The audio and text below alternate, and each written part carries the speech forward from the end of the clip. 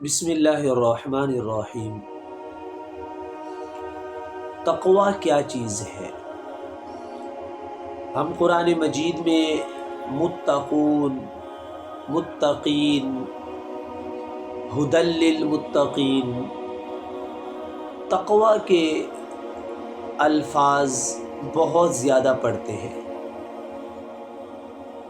اور اللہ رب العزت نے جا بجا تقوی والوں کا تذکرہ کیا ہے، تقوی والوں کی کامیابی کا ذکر فرمایا، تقوی والوں کو خوشخبری سنائی، تقوی والے جنت میں جائیں گے، متقی لوگ اللہ کے دوست ہیں۔ اس قسم کی باتیں ہم پڑھتے آ رہے ہیں، سنتے آ رہے ہیں۔ یہ تقوی کیا چیز ہے؟ تقوی کے بارے میں حضرت شیخ الاسلام مفتی محمد تقی عثمانی صاحب دامت برکاتہم لکھتے ہیں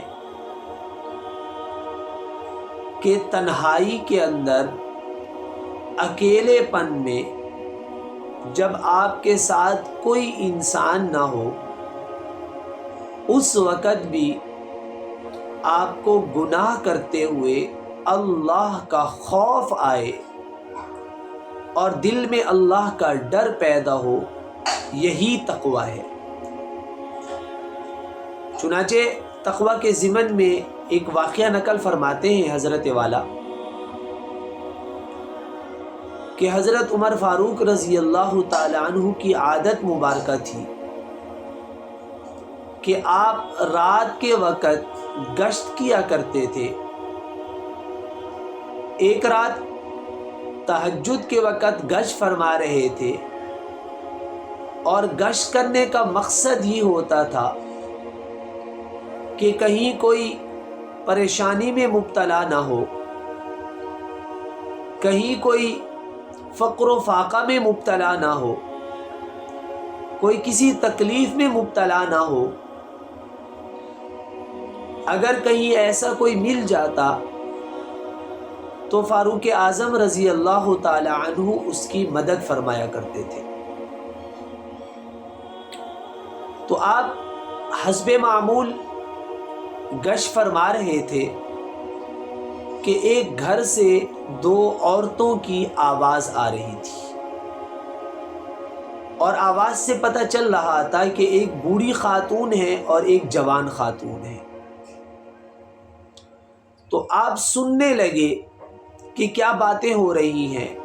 مقصد یہ تھا کہ کہیں کسی پریشانی کے اندر مبتلا نہ ہو۔ سبحان اللہ، اللہ اکبر۔ اللہ ایسے حکمران ہمیں بھی عطا فرما دے۔ اللہ ہمارے لیے بھی کسی عمر کا انتخاب فرما دے۔ آج تو ہمارے حکمران نکٹھے، ہمارے حکمران دنیا کے رذیل قسم کے لوگ ہیں، جو اپنی تجوریاں بھرنے میں لگے ہوئے ہیں، جو اپنی عیاشیوں کے اندر مست ہیں۔ عوام کے ساتھ کیا ہو رہا ہے، غریب کے ساتھ کیا ہو رہا ہے، انہیں اس کی کوئی پرواہ نہیں ہے۔ ایک وہ تھے جو راتوں کو گھومتے تھے گلیوں کے اندر کہ کوئی پریشانی والا نہ ہو، کہ اس کی پریشانی کو دور کیا جائے۔ چنانچہ میں بتا رہا تھا کہ آواز سننے لگے تو اندر سے آواز آ رہی تھی کہ بوڑھی خاتون نوجوان سے کہہ رہی تھی کہ آج بکریوں نے دودھ کم دیا ہے، تم نے جو دودھ نکالا ہے اس میں کچھ پانی ملا کر اضافہ کر دو اور پھر بیچ دینا تاکہ دودھ پورا ہو جائے، جو کمی ہے وہ پوری ہو جائے۔ نوجوان عورت بوڑھی سے کہہ رہی تھی، اماں آپ کو پتہ نہیں کہ امیر المومنین حضرت عمر فاروق رضی اللہ تعالی عنہ نے حکم نامہ جاری کیا ہے کہ کوئی بھی دودھ بیچنے والا دودھ میں پانی نہیں ملائے گا۔ اماں کہتی ہیں بیٹا امیر المومنین تو اپنے محل میں اپنے گھر میں سو رہے ہوں گے، انہیں کیا خبر کہ آپ نے دودھ میں پانی ملایا ہے۔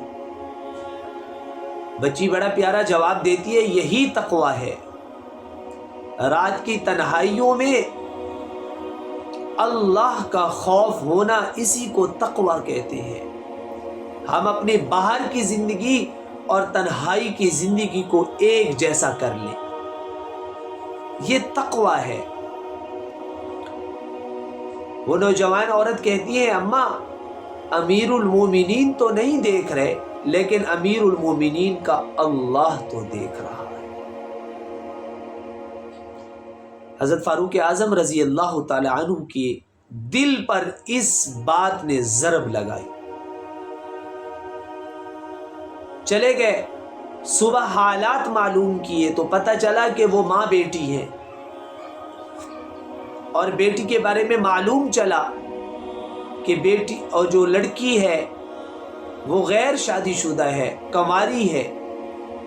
تو اپنے بیٹے حضرت عبداللہ بن عمر رضی اللہ تعالی عنہ کے لیے پیغام بھیجا، نکاح کا پیغام۔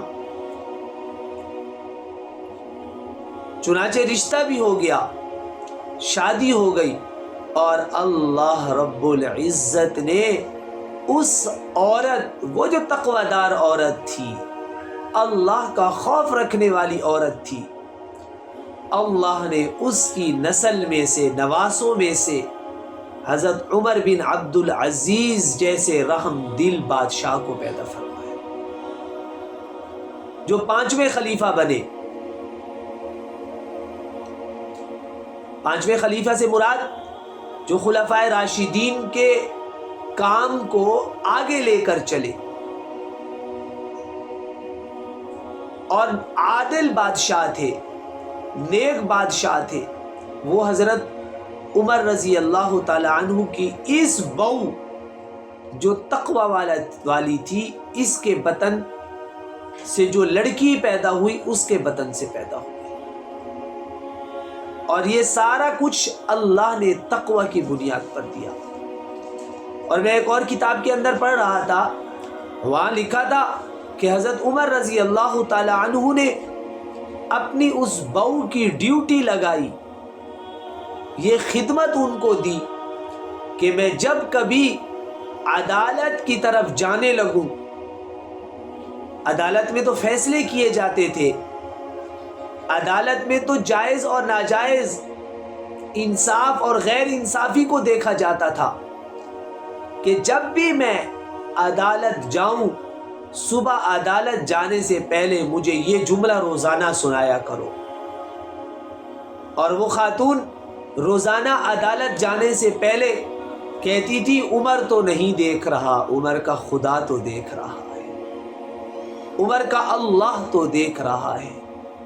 کتابوں میں لکھا ہے کہ اس جملے کو سننے کے بعد عمر جھومتے تھے، روتے تھے، اور عمر رضی اللہ تعالی عنہ سے کبھی غلط فیصلہ نہیں ہوا، اس خوف سے کہ عمر کا اللہ تو دیکھ رہا ہے۔ یہ تقوی اللہ ہمیں بھی نصیب فرمائے، یہ تقوی اللہ رب العزت ہمارے زندگیوں کے اندر اور ہمارے نسلوں کی زندگیوں کے اندر بھی پیدا فرمائے، اور ہمیں بھی اپنی تنہائی کو اور اپنی مجالس کو ایک جیسا کرنے کی، اور خود کو اللہ کے تابع کرنے کی، اور خود کو رسول اللہ صلی اللہ علیہ وسلم کے تابع کرنے کی توفیق نصیب فرمائے۔